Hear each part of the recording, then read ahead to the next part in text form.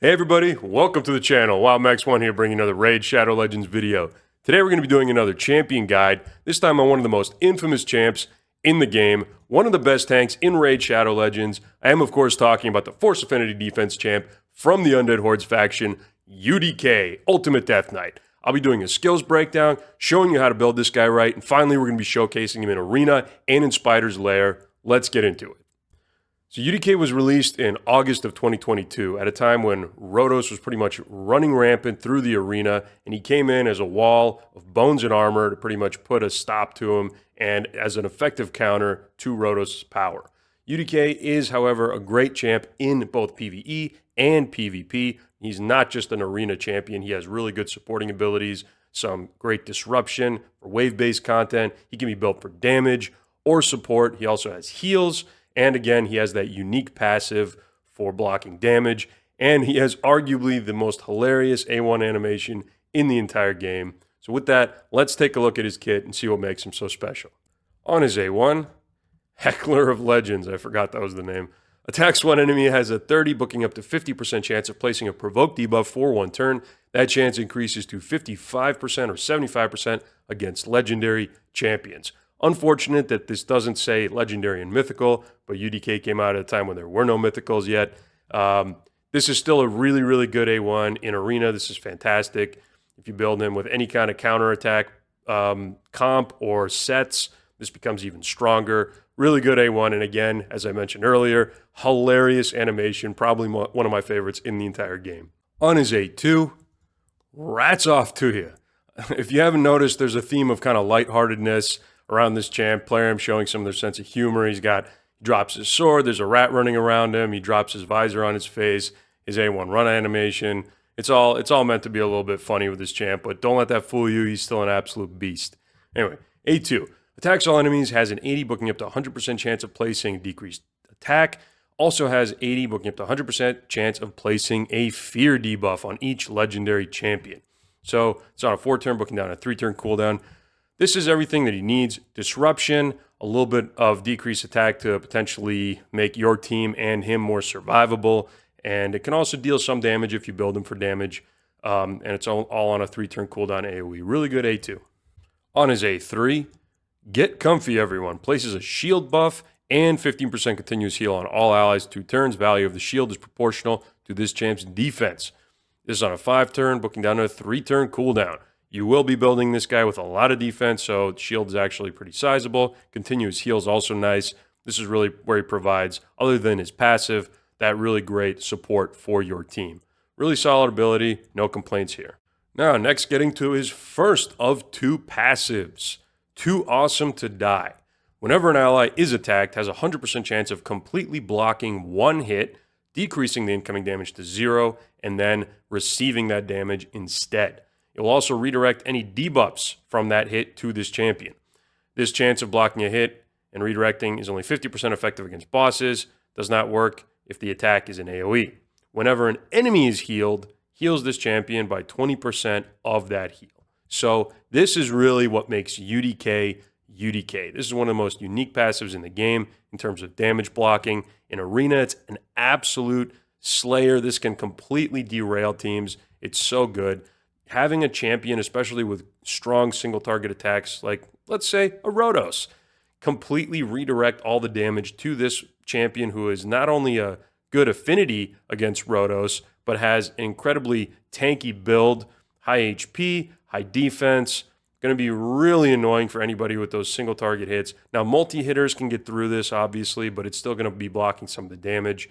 Also, especially the ability to have debuffs redirected. So helpful if a Sifi, for example, is trying to sleep one of your champions. That's going right on Mr. UDK.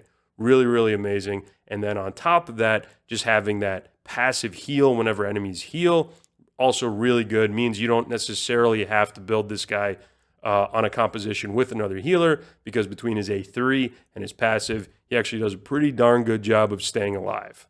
Now his second passive, didn't need him. Increases this champ's HP, defense, and speed by 10% for each dead ally. That's just a really great passive boost. But again, you're ideally not going to be having a whole lot of dead allies on your team because this guy's supposed to keep them alive. However, I guess it is nice that if he does happen to be the last one standing and it's just a tank v DPS fight or whatever, he's just going to be that much harder to take down, and he's going to be a little bit tougher and a little bit harder hitting. But ideally, this passive never really comes into play because he's doing a really good job of keeping your team alive. And finally, let's take a look at his aura.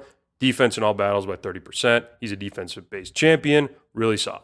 For his total stats, we're looking at 20.6k HP, very good. Attack doesn't matter, he's a defensive-based champ. Just over 1,400 defense, it's very solid. 97 speed, slow, but that's not necessarily a bad thing depending on what build you're going to be going for, and the rest is pretty standard. Now, in terms of priority stats and how you're going to be building him, depends on what you want to do with him. If you want him to do damage, you want 100% crit, and then stack defense and crit damage. And then how much speed or how much accuracy you throw on him is going to be up to you depending on what content you're running. If you're going to be building him just as a wall, as there to protect your team, you want him high defense, high HP, and then either some speed or no speed, and then depending on what you want, resistance or no resistance. And we're going to get into that in the build section right now. Now, in terms of building your UDK, there's a lot of different options you can go for as a player. You can build him for more of a PvE solo carry mode, where you'd have him with enough resistance for whatever boss you're going to be tackling. You'd have him with some accuracy in order to land debuffs. You'd put him in a toxic set and just watch him carry a bunch of food champions for you. You can do that in a lot of normal dungeons. You can do that through Minotaur's Labyrinth. You can do that pretty much anywhere. He has enough self-sustain with his A3, provided you make him, in that case, fast enough and still tanky enough so he's not taking too much damage. He can take you through any of that PvE content if you want him to. Now, I've definitely tried him out in that build before, and it's worked just fine. A little bit on the slower side, but it is pretty reliable. Again, he's very tanky, and he has good self-sustain. But at this point in my account, I'm primarily using UDK in Arena. And to showcase all the different builds that he has in Arena, I've put together this little infographic for you guys to show you the top 3 Arena builds that I see being used in Classic, Live, and in Tag Team Arena for UDK. So we're just going to go left to right, starting with what I'm calling the slow tank build. This is going to be the quintessential build for UDK in Arena. You see it in a lot of Classic Arena defense teams, Tag Team Arena defense teams, and even a high-end Arena. This is the 2-turn Stone Skin, no speed, so that Stone Skin stays on for as long as possible. High resist, so that you hopefully are not able to strip the Stone Skin, and then high HP and high defense just to have him be able to soak as much as possible. He's going to be redirecting all the single target hits and debuffs to himself, but Stone Skin is going to be keeping him healthy and keeping the debuffs off of him. This is that most annoying possible build, but also extremely effective in Arena, a staple of a lot of Go Second teams. Now, obviously now with a lot of Stone Skin accessories, you can probably pair the 6-piece Stone Skin up with like a 2-piece Fortitude or even a 2-piece counterattack if you're trying to get more value out of those A1 provokes. Next one up in the list is the Hybrid Tank. So this is exactly like the slow tank. You still want him in 2-piece Stone Skin. You still want him as slow as possible. But the only difference is here you're building 100% crit rate and some crit damage so that when he hits hard and it surprises the opponent. The idea behind this is that hopefully it gives you some kind of a competitive advantage if the opponent is not expecting a hard A2 from your UDK in a match, and maybe it might help you swing the match. Now, from my experience, and I've seen quite a few of these hybrid tanks in Live Arena, in Classic Arena, it rarely gives the competitive advantage that I think users of this type of UDK are looking for. I have never seen it so far swing a match in their favor. I think that once a UDK is taking a turn, usually the damage is already the damage has already been done. The match has kind of already been decided, especially if you build him really, really slow. So it's just something to consider. But this kind of specific hybrid build can go a lot of different ways. You can actually put some speed on there if you want. You can decide to make him a little bit faster, but then you're starting to go really more towards that damage build, and it becomes less about being able to soak as much as possible using his passive and the 2-turn Stone Skin. And finally, we have full damage, full nuke UDK. We're talking high defense, high crit damage, 100% crit rate, speed built on him this time, 1 turn stone skin, and then 1 turn of whatever ignore percent defense gear you have. You build him with Helm Smasher, you build him with whatever damage relics you have, and you hope that he absolutely obliterates the opponent and surprise them thinking the UDK is going to be one of the slow tanky boys, and instead he's there just doing an absolute ton of damage. Now, I think that the surprise factor, there's something to be said for that. However, I think that going this route, you're sacrificing too much of what his kit is about. Having that passive that redirects attacks to him can sometimes make these builds fail because they're taking damage they shouldn't be taking, and then they're out of your damage dealer, or who you were counting on being your damage dealer is out of the fight before they should be.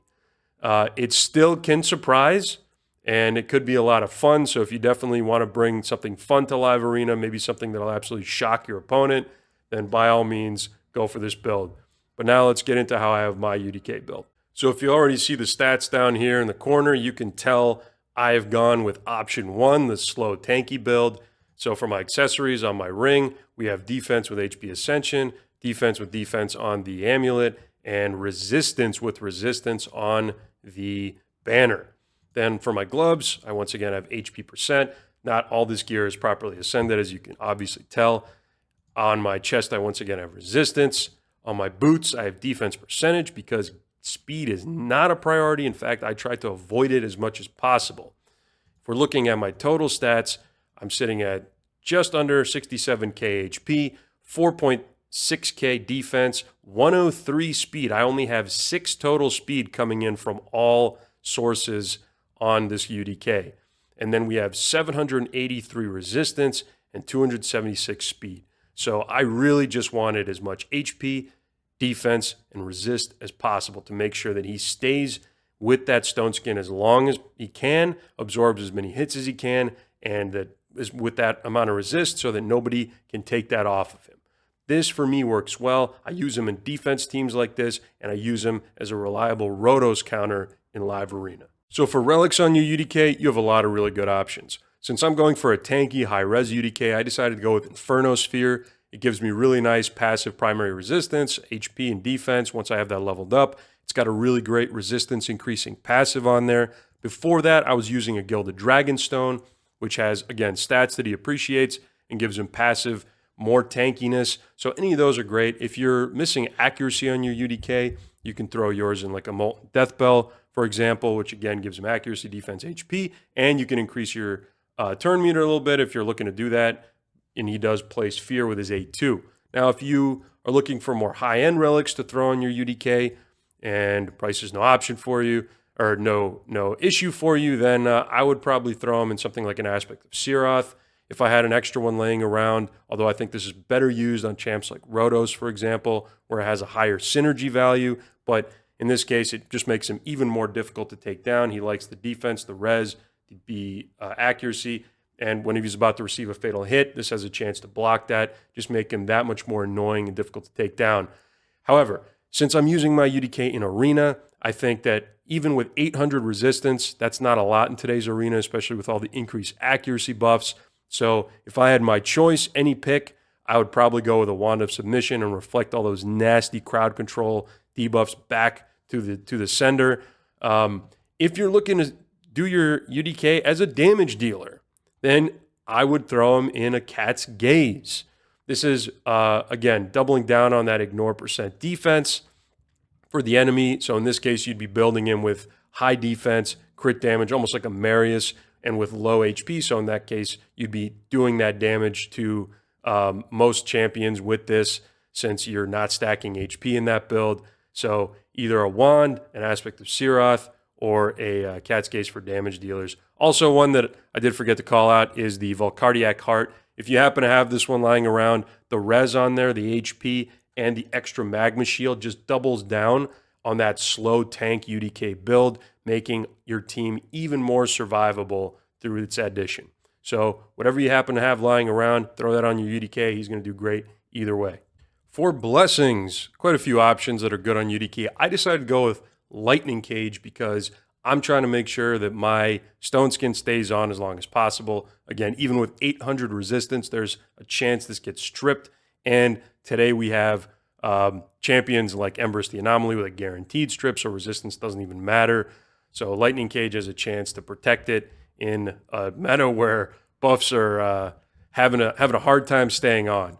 If you don't want to go for Lightning Cage, you can obviously put yours in something like a Life Harvest to give him to destroy enemy max HP as they res up. Although this does fill up his turn meter, so if you're going for a slow tanky UDK, consider that if you're deciding to go for it.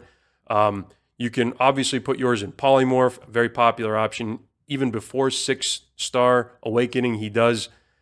He can be built with some accuracy, so this could be used to get applied. If you're only using your UDK in that PvE carry solo build, then Brimstone is a really good option for him.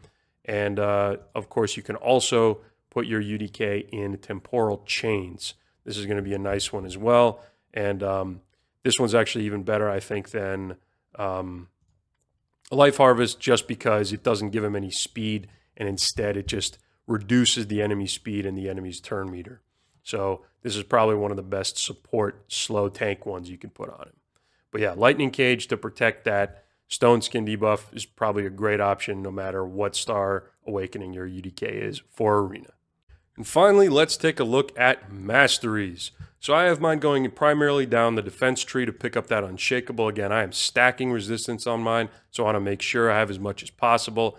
I made sure to come here and pick up Improved Parry to reduce the damage he takes from crits. I wanted him with Shadow Heal, which doubles down on his passive, which he gets 20% of the heal that enemies heal for. So this is even more, makes him even more difficult to take down. And then obviously something like Delay Death. And then having him in Selfless Defender just doubles down as his role as that tanky wall that decreases the damage and absorbs hits for your allies. For support tree, I went down and I picked up Lasting Gifts because he does apply a continuous heal and shield buff for your team.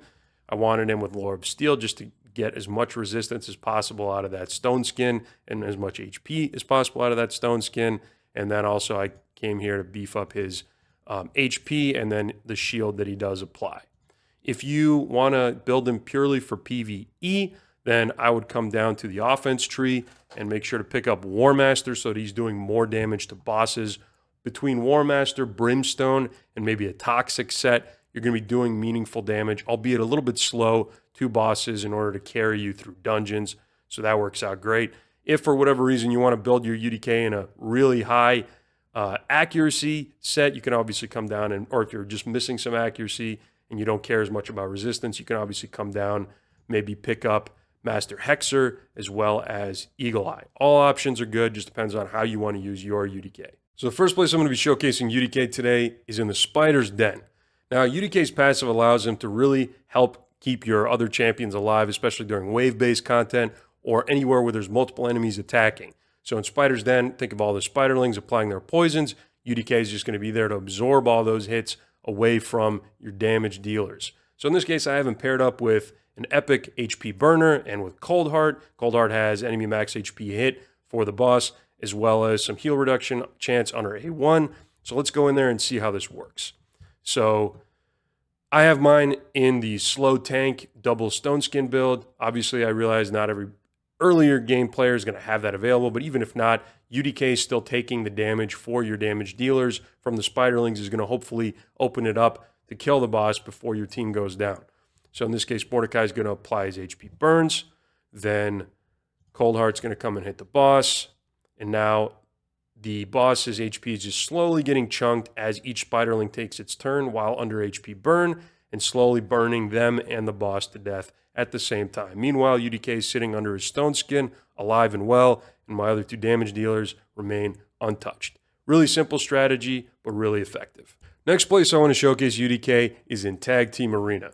Now here I've set up one of my defensive teams that I actually have to face off against one of the opponent's teams here to simulate what it would be like if they attacked my defense team with UDK on it. So we're going to go in here. We're going to start it on... Actually, we're going to go on auto on this, and I'll just talk my way through it. So the idea here, obviously there's a Rotos on the enemy team. really devastating if he can get through the UDK, but luckily I do have my UDK there. There's a Marius on the opposing team. Marius stripping buffs using his A2 if he has enough accuracy. So let's just go on auto here and see how this works. All right, so the Sifi buffed up, my Marichka buffed there. All right, so let me slow this down for a second. So there, Fabian buffed up their team, and then my UDK was able to resist the Fabian because he has really high resistance. Then the Marius went next, and then I'm not counting my team's turns here. The Marius went and then tried to strip all the buffs and do all the damage to my team. Again, UDK remained steadfast because he resisted all of the reduced turn to buff effect that Marius has on his A2. And then the Rotos tried to go in afterwards to hit my either Galathier or Marichka. I wasn't quite watching, and the Rotos was redirected to the UDK. So at this point, the UDK has resisted the Fabian, resisted the Marius, and blocked the hit from the Rotos, still sitting under 2-piece Stone Skin with Lightning Cage active, and the bar on my Stone Skin has barely been reduced. So at this point, we've already killed the Marius once. We're about to do it again. We just took him out. And yeah, this team, really devastating, but because of the power of my UDK, I am completely taking the Rotos out of the game here. I was able to resist their champions that are applying their most devastating crowd control, and at the same time, my team is sitting here really nice and healthy. Again, Rotos not doing anything of consequence, and their team is just slowly bleeding out, essentially, to my Thras and Marichka here. So this is what he brings. He brings just a rock-solid wall that you can't really get through. Again, the Rotos has been a non-factor this entire time.